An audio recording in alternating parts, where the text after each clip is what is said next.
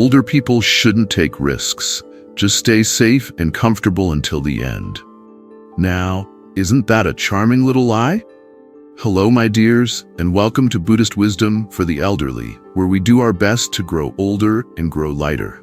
I've heard that bit of advice all my life, and each time I've wanted to kindly reply, "Sweetheart, you can't bubble wrap the soul." We don't agree with it here, not one bit. Because aging isn't a time to shrink. It's a time to wake up. But we miss it every day by making subtle mistakes that feel harmless until they aren't. That's why today we're digging into 6 lessons hiding in plain sight. Stay till part 4, the one about living in fear of decline. It may just hand you back your courage, your joy, and your appetite for adventure. And if this resonates, like and subscribe. Help us reach 1,000 subscribers so we can keep serving up wisdom with a side of laughter. Now, get cozy. This isn't just a video. It's a mirror, a companion, and maybe the start of something new. Let's begin.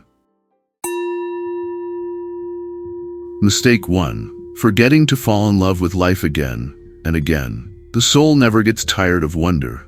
Only the mind does. Have you noticed how many older people stop using words like delight, marvel, or magic? Not because life has become less magical, but because we've stopped looking.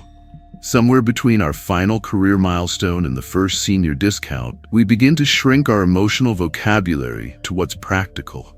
Fine, okay, still going. We stop chasing the sunrise, we stop singing in the kitchen, we stop letting ourselves fall in love. Not just with people, but with the moment. And yet if there's one thing aging gives us more of, it's time. Time to marvel. Time to taste.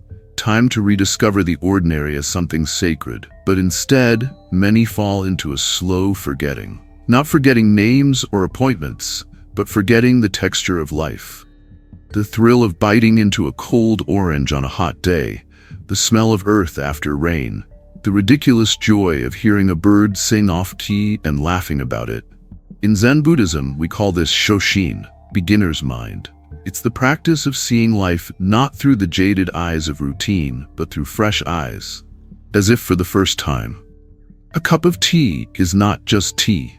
It's the steam rising, the warmth in your hands, the story of leaves, water, fire, and breath coming together.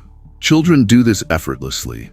They're enchanted by clouds, ants, puddles. And yet, as elders, we are uniquely qualified to feel this wonder again, because we know how precious it is.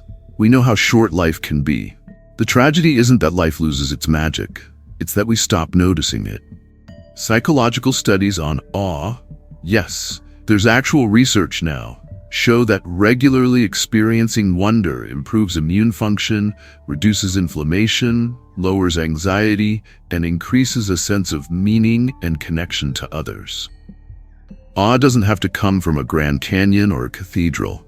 It can come from a perfectly peeled clementine, from the way your cat finds the only patch of sunlight in the room, from hearing your own laughter after thinking you'd forgotten how.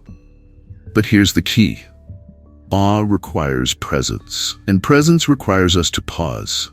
Elena was 75 and, as she described it, mostly done with surprises. She'd lived a full life. She had grandkids, a nice porch, a schedule that included bingo and Bible study.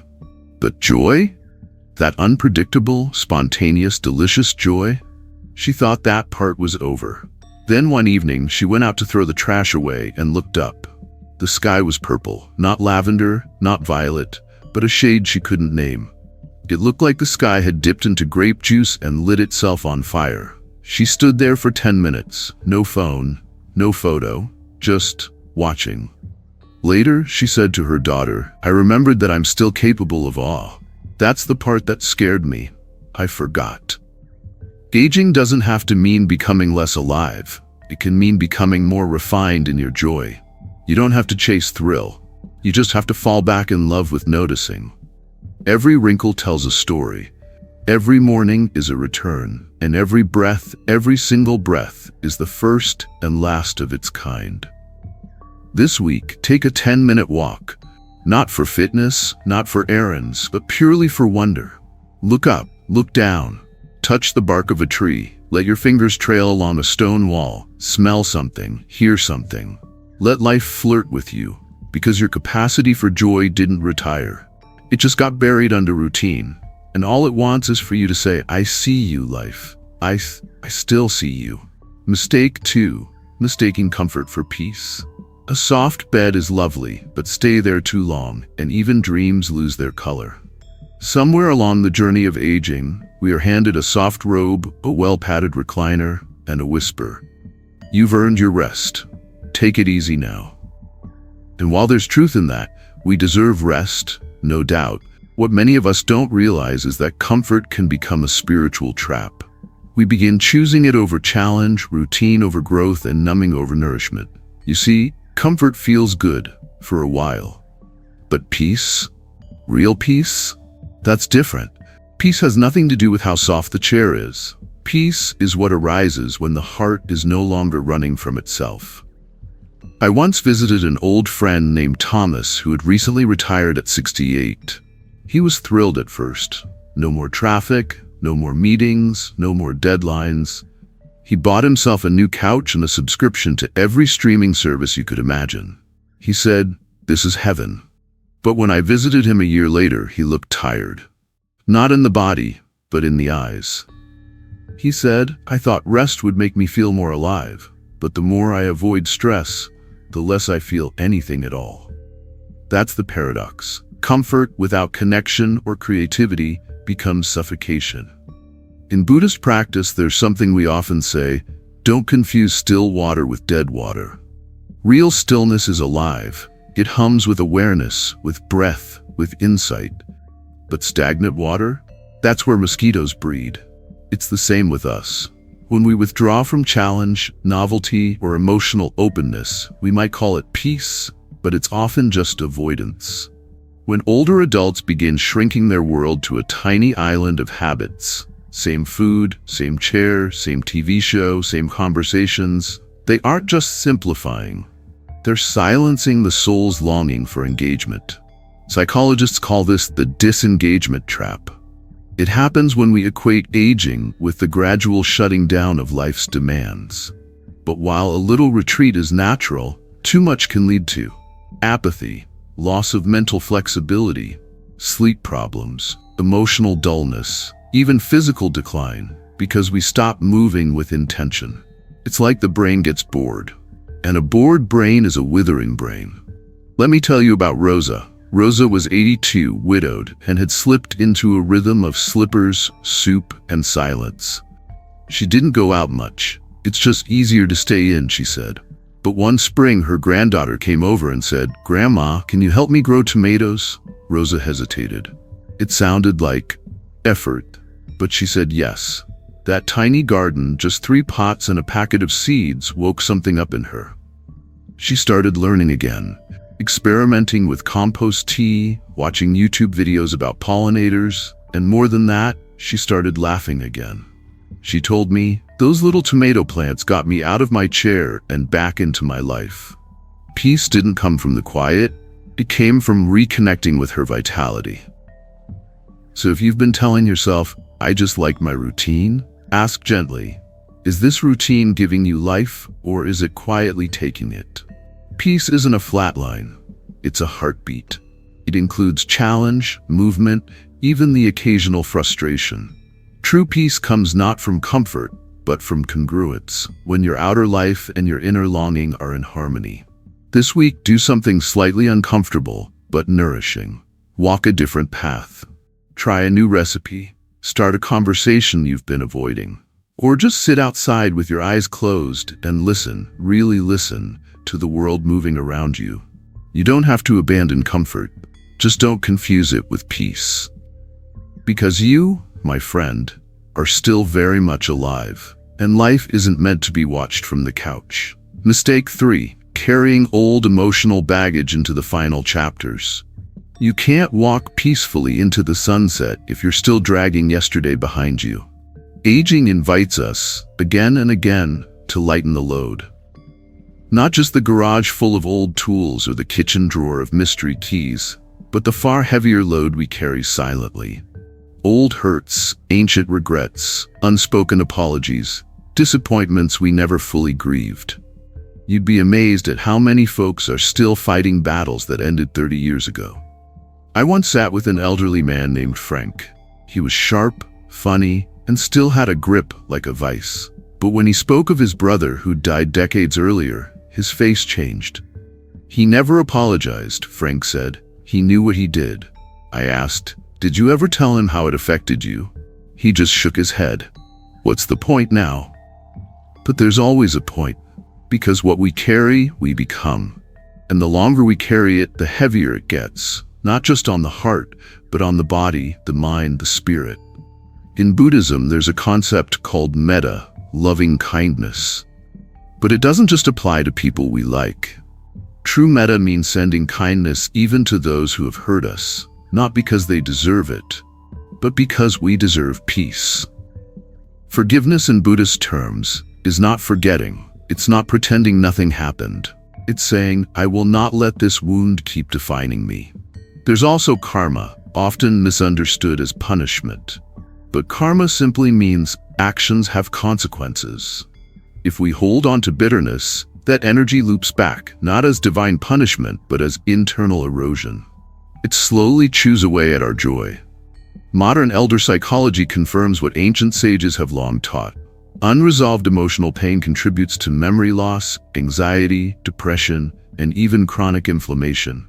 In other words, that grudge in your heart, it's showing up in your knees, in your blood pressure, in your sleep.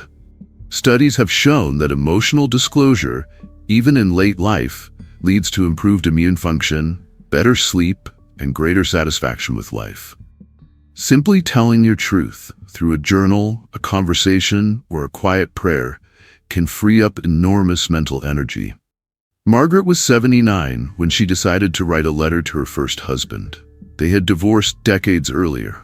There was betrayal, heartbreak, and silence. She had remarried and lived a full life, but part of her still felt unfinished. She never mailed the letter. She didn't need to. Just writing it, with tears in her eyes and a trembling hand, gave her back a part of herself. When I visited her a month later, she said something beautiful. I didn't need him to say he was sorry. I just needed to say what I never said. Too often we believe that time heals everything, but time only dulls the edges. Healing? That takes courage. It takes naming what hurt us, honoring what we lost, and choosing to set it down. Not because it didn't matter, but because it mattered so much we no longer want to carry it the wrong way. And let's not forget the other half, forgiving ourselves. Many older adults carry deep regret for mistakes they made as parents, partners, or simply as human beings. But as Ram Dass once said, we're all just walking each other home. We fumble, we hurt each other, but we keep walking together toward peace. Try this. The unsent letter practice. Think of someone you've never fully forgiven, living or gone. Write them a letter. Be honest, be kind, be real. Then choose. Burn it, bury it, keep it in a drawer, or read it out loud to a tree. You might be surprised how much lighter you feel.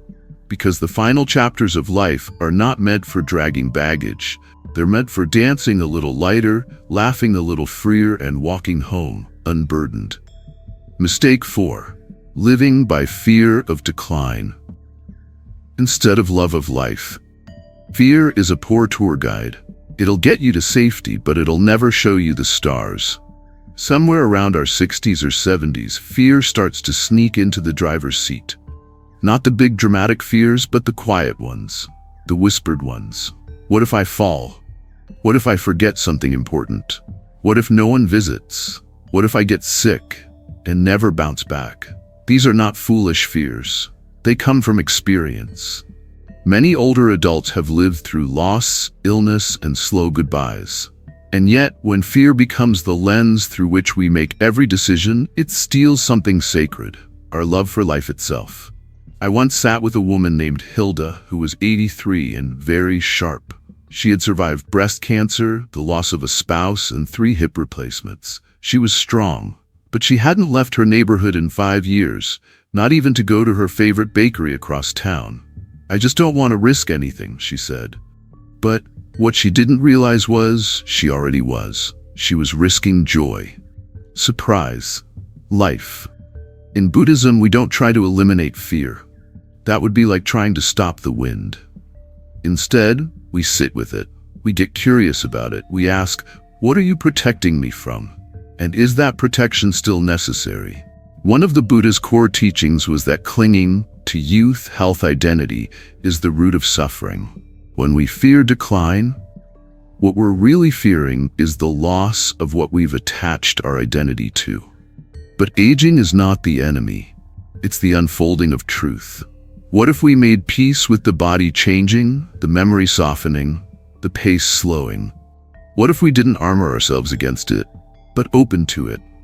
In psychology, there's a well-known bias called negativity dominance, the brain's tendency to focus more on what could go wrong than what could go right. For seniors, this bias gets stronger. Why? Because we've accumulated more evidence of danger. More funerals, more falls, more hospital visits, and the brain starts to overestimate risk and underestimate resilience.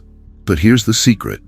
People who embrace positive risk, trying something new, traveling, flirting with joy, tend to live longer and have better cognitive outcomes than those who play it too safe.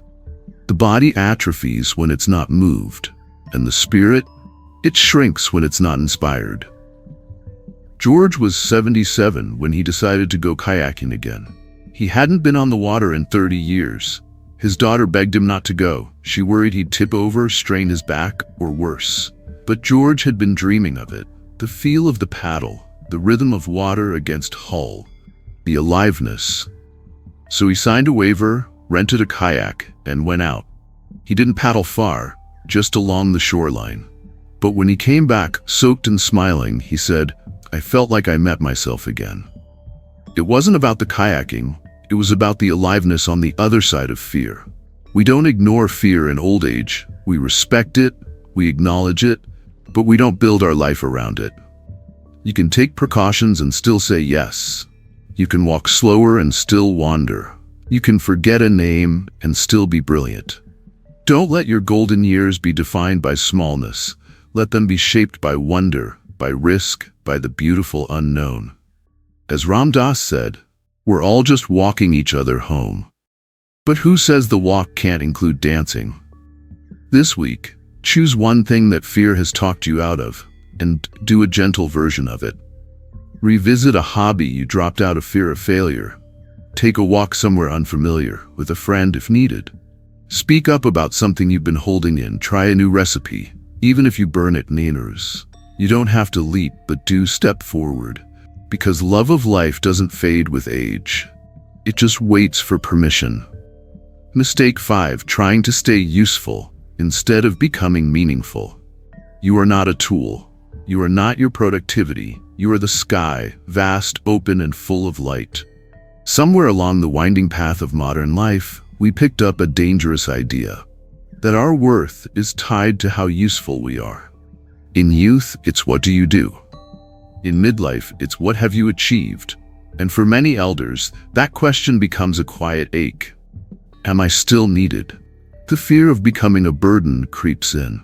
People bend themselves backwards, trying to remain productive, cooking for others, babysitting, volunteering for every event, even pretending not to need help, just to prove they're still relevant. But usefulness, my friend, is not the same as meaning.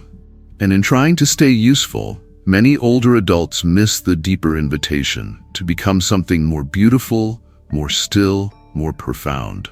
Psychologists studying late life development call this shift generativity, the desire to pass on knowledge, nurture others, and leave behind a meaningful legacy.